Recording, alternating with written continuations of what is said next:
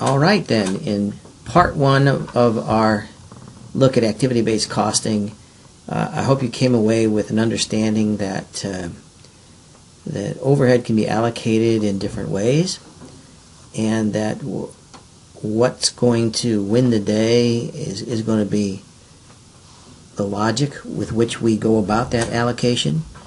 And if a single overhead driver creates what we call product cost cross-subsidization, that causes distortion in the cost structure, things that don't make sense anymore, they don't agree with the market signals about our costs, then we need to re-examine the way that costs are allocated to products. And I think you saw in that case in part one that two products went from switched around completely, one from profitable to unprofitable and the other vice versa. So what I want to do now in part two is I want to dig a little deeper into the underlying theory behind activity-based costing and to talk specifically about some other benefits and uses for activity-based costing. I think this will kind of round out a graduate exposure to this topic. And then if before the semester's out, we'll also talk about activity-based costing in contrast with the theory of constraints and that which is proposed by Eli Goldratt, which is a completely different look at costs and how to manage and which costs deserve our attention. So with that in mind, I'm now going to flip into a discussion over the top of some PowerPoints.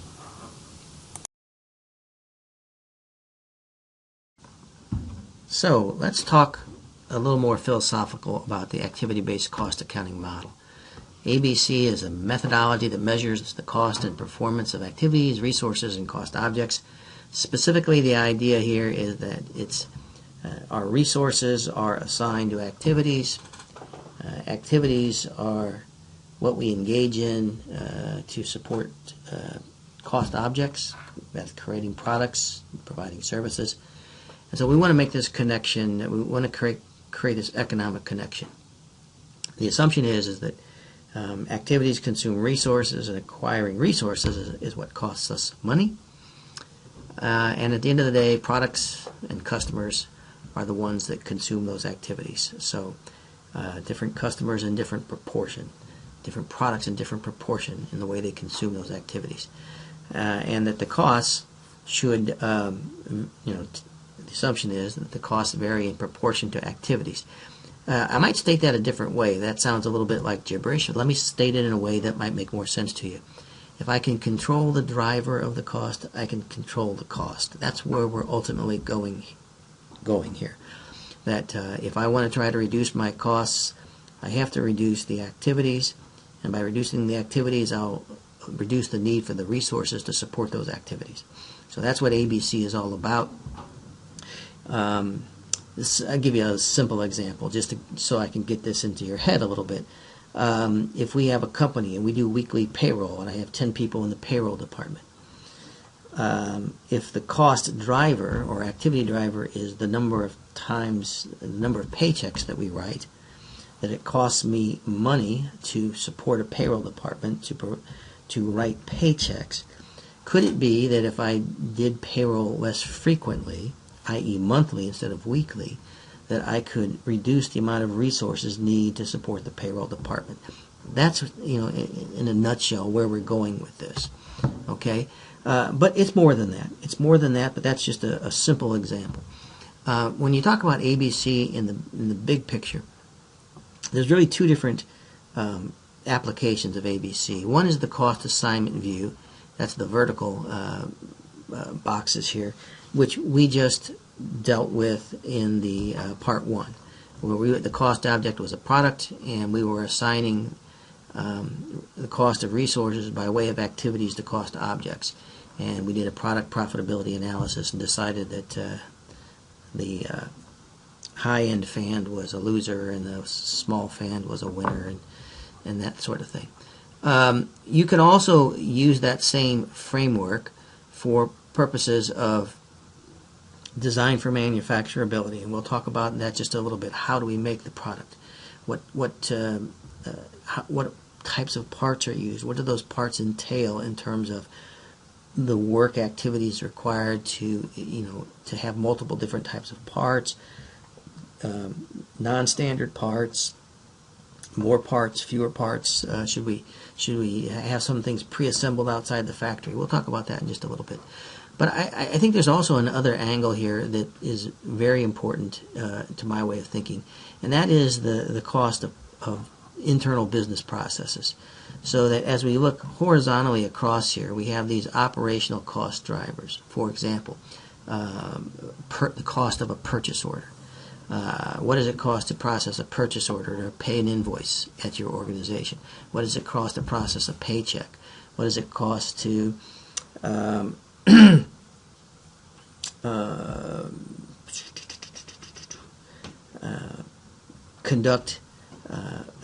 count inventory? We could go through any number of routine things that occur inside an organization. And we can start to tie those together as processes across our different business functions. And in so doing, we can then evaluate the efficiency of that process. These items out here on the right, benchmarking, I can benchmark the cost of a purchase order. Many organizations will tell you it costs them $90 to $100 to process a purchase order. Well, that's a benchmark standard. If your organization if it's costing $200 at your organization, then I would suggest that something's broken down in your process. That you either are paying people too much, or that you have hindrances inside of the work activities that are slowing things down. So benchmarking, continuous improvement, cost of quality, process re-engineering, process improvement, all of these things revolve around or can be supported by activity-based logic. Okay, I spend a lot of time, for example, in evaluating the procure-to-pay process, and it's an expertise of mine. And starting from the identification of need, through the requisitioning process, through the three bids and a buy process, to the back end where the goods that are ordered get paid for, and documentation is matched, and ultimately payment goes out the door. That's a process. Every organization has that same process, and we can evaluate across organizations the effectiveness and the efficiency of that, whether it's purchase orders per FTE or per full-time equivalent, cost per purchase order. We can find benchmark data. We can either from a consulting firm or on the internet, and we can get an idea of what these processes or these activities should be costing the organization, and we can evaluate that. We can find out if others are doing it better than we're doing it. So, in short here with ABC, there's different ways to slice this. One is, the cost of products and services, and the other is the cost of processes within the organization. Both are very legitimate perspectives on the use of ABC. Philosophically here, what we're trying to do is keep everything as a direct charge for a resource, that we can make a one-to-one connection between the consumption of that resource and the product or the customer or the marketing channel or whatever our cost object is. Or we can make a causal tracing that we feel very confident about.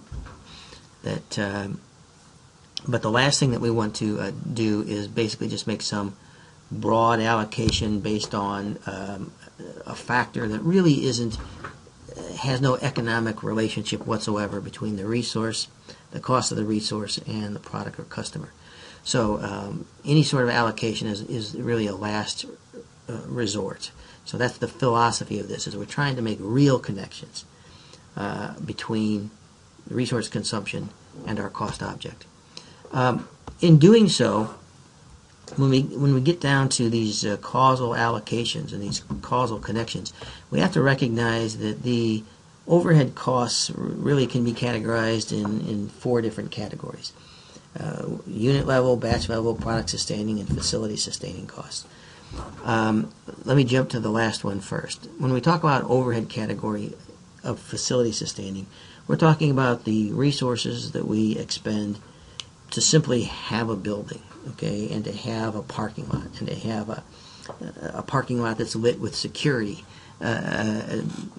out there, making sure that our employees are safe.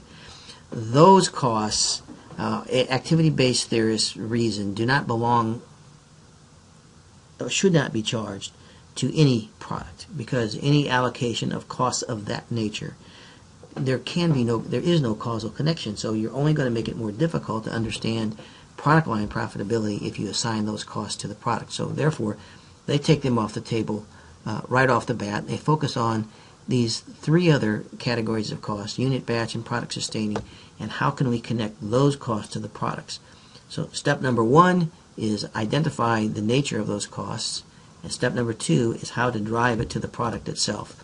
So when we're talking about, in this first stage, unit level, batch level, and product sustaining, with unit level costs, we're talking about those types of costs that are associated with specific activities. Every time we drill a hole, every time we paint a part, every time we screw a bolt in, every time we package a product for shipment, all those are activities that occur with every unit that we produce.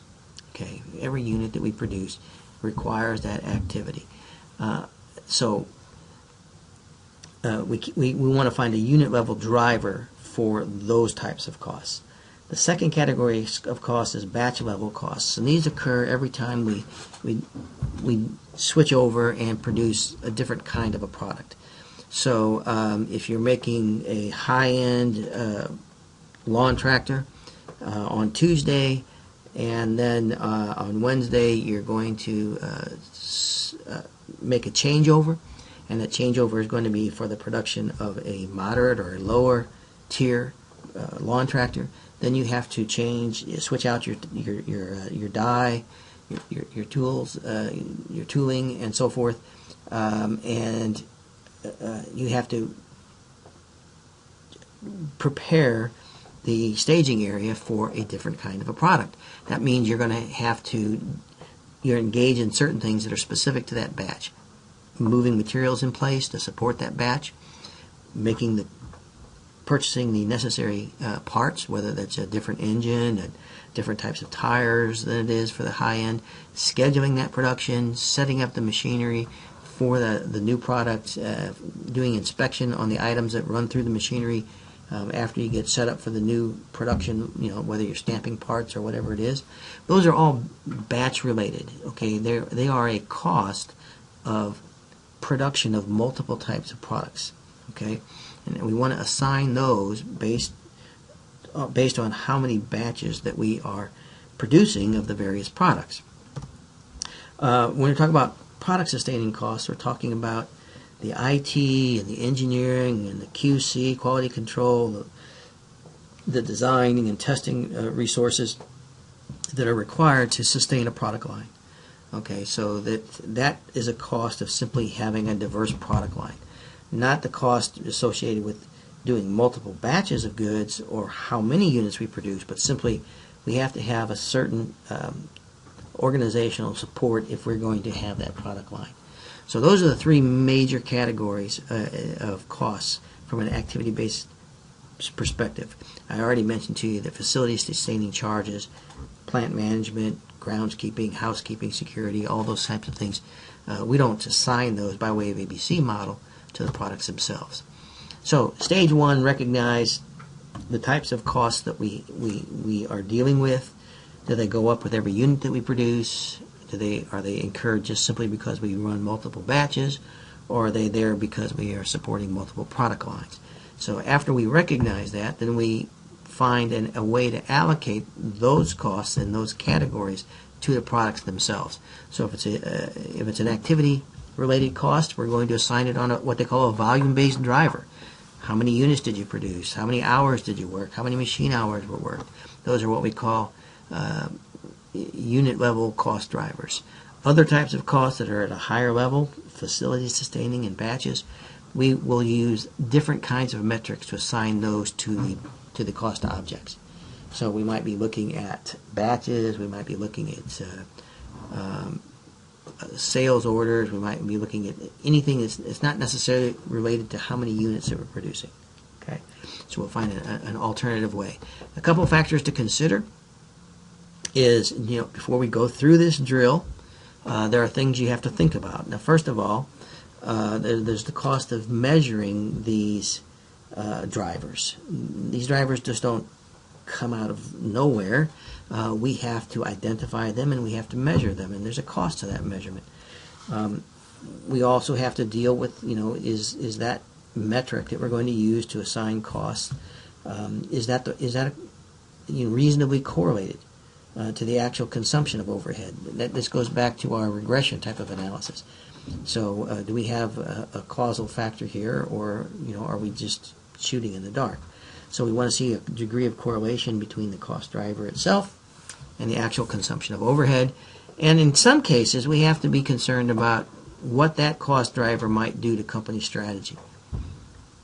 For example, in the part 1, we were assigning costs of material movement based on the pounds moved. Well, that might work against company strategy. If our strategy is to have the highest quality products in the market and the best endurance of any product in the market, sort of like a craftsman kind of approach, well, charging material handling costs on the basis of pounds moved might encourage designers to cheapen the product and use plastic parts which won't last as long. So that's a situation where our cost driver, it actually would encourage action by the design team that would undermine the company's strategy. So we have to be aware of that. Every cost driver encourages something and discourages other things. You have to recognize that. In terms of then, when would you use ABC? If this is the medicine, how do we know that it's appropriate for the patient? There's 3 factors. Number 1, you have to have multiple products being made. Otherwise, you have no issue. You have no cost accounting issue. If you only make one product in the building, add up the total cost and divide by the number of units, you've got a perfect product cost. So obviously, you have to have multiple products, and on top of that, there should be significant overhead. That if you have multiple products, but it's all labor and materials and very little overhead, you really don't have much of a cost accounting problem. But point number 1, if the organization doing multiple products, or they have multiple cost objects, multiple customers, and there's a lot of overhead, that may be in a situation that's appropriate for ABC. Also, the way that the cost objects consume overhead should vary between the different cost objects. So whether it's different customers consume overhead in consume our services in different ways, or different products use material handling, engineering in different ways. There has to be variability across the product lines in terms of how they consume this overhead. And then there's always the question of, for all the work we're going to go through to make this better cost model, is the improved precision of costing going to exceed the cost of data collection? Okay, so if this works, if those situations exist, you can easily build your own cost model inside of your own organization. You don't have to redo the entire accounting system to do this. It's just a matter of common sense, just like what we did in part 1. So what are the benefits of ABC? Let me proffer to you several. One is obviously understanding where we're making money, or who we're making the money on, is a big deal. It's a huge deal. It's I don't think anything you're going to learn in this semester is going to be bigger than that. That's going to also support strategic business planning, where when we understand where we're making money, which customers, which products are generating the profit for us, that's going to help us to focus our attention on the products that we're benefiting the most from delivering. I was working with a company in Tennessee, and they were looking at their product lines, and they basically took sales revenue minus cost of goods sold, and that was their product line profitability. They ignored shipping costs, and in their particular case, the shipping costs across the different product lines varied immensely.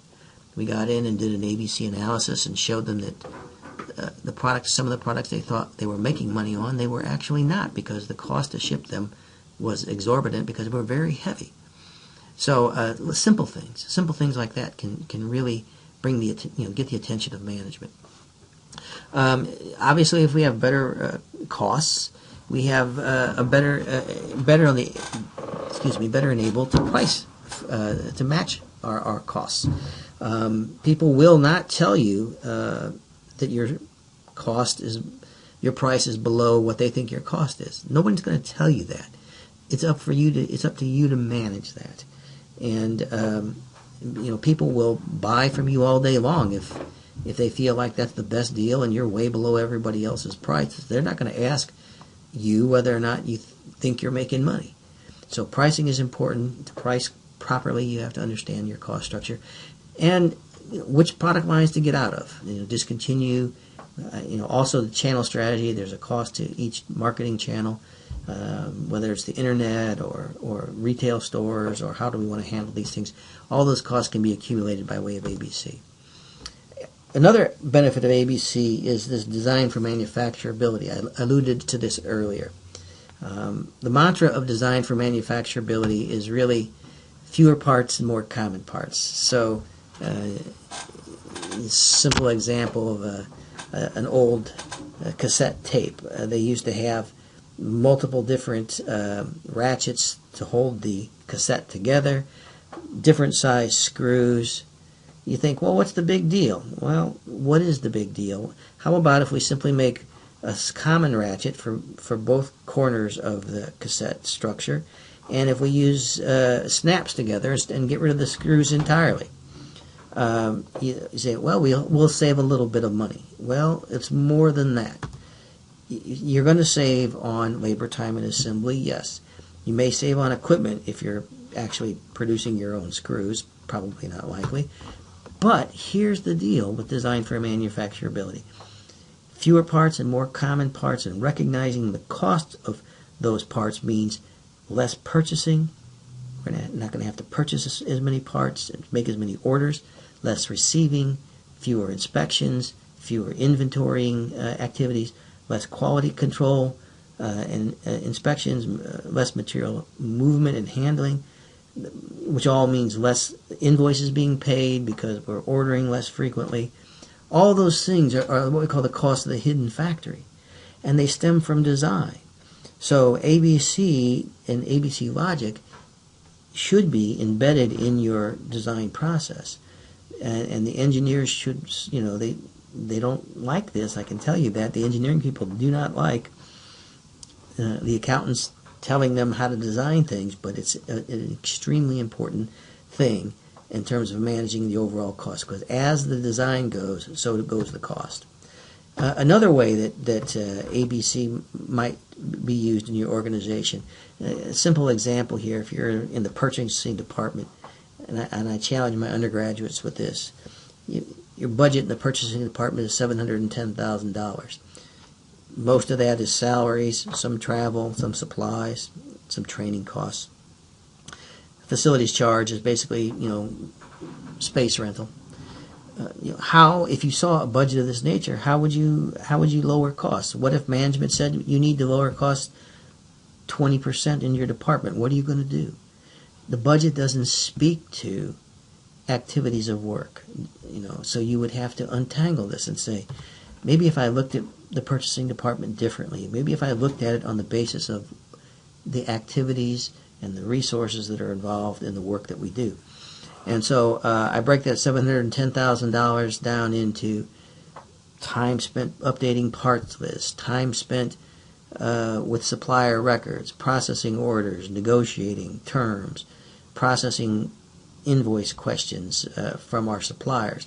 When you break down things into the work steps and the work activities, ideas are then generated on how to lower these costs. For example, lowering the cost may mean that I don't use the high-skilled purchasing personnel to be updating records and parts lists. Maybe I hire high school graduates to do that, and I pay them half of what my purchasing department people are paid.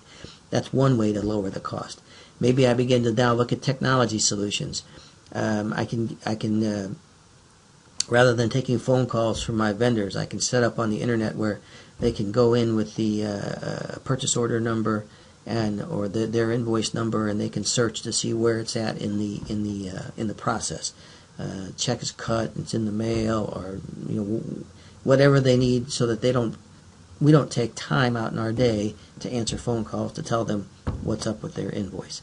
So, and we want to spend more time here on negotiating and agreeing terms, because that's the value-adding activity inside the purchasing department. The rest of these things are we can manage in different ways. And you get into things like processing orders, and maybe we can say, well, every time we process an order that costs us money, why don't we push some of that back and give some of the employees credit cards and say, if it's under $100 or under $500, you go ahead and buy it, because we don't add value by 3 bids and a buy. So all those things are opened up when we look at work activities, as opposed to budgeting by line item or by category. So what does this do for the organization in the big picture, and how do we actually become more profitable by way of ABC logic? Well, first of all, recognize that new cost figures may entail that we raise prices on the products or services that we provide. That's one way that ABC may help the organization to improve its position. A second way is on the cost-cutting side, and there's 2 different ways this occurs. One is if I can decrease the activities themselves, and so that I require less resources. Like I said before, the example, let's do paychecks monthly instead of weekly. Maybe that means I need 1 less payroll person.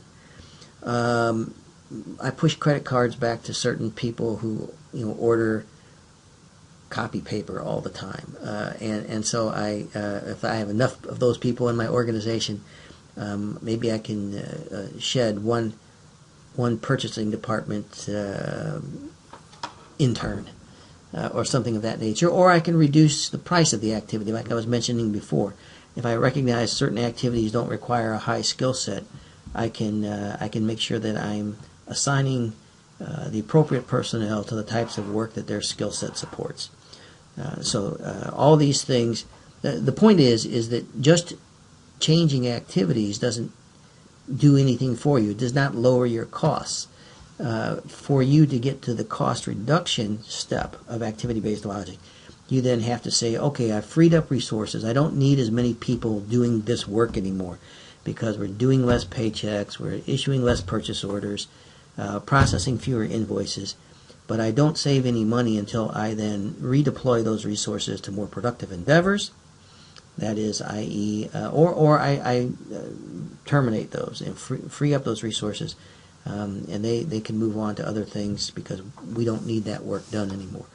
So ABC then is a long-term cost reduction model. We don't do this overnight. We do it by slow and steady focus on our activities, the cost of those activities, and reorienting our work to reduce activities. So this goes back to our original problem with the 3 fans in part 1.